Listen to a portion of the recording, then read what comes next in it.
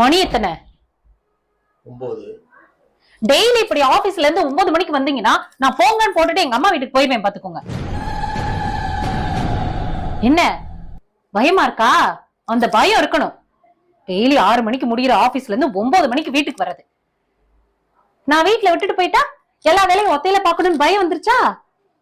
ஏன் இப்படி பேயறிஞ்ச மாதிரி இருக்கீங்க? ஏதாவது பேசுங்க. ஐயோ ஐயோ, என் வாய் இருக்கே, என் வாய். என்ன ஆச்சு? என்ன ஆச்சா? இன்னைக்கு தாண்டி என் மேனேஜர்கிட்ட சண்டை போட்டேன். டெய்லி வீட்டுக்கு ஆபீஸ்ல இருந்து லேட்டா போறதுனால என் பொண்டாட்டி சண்டை போடுறா.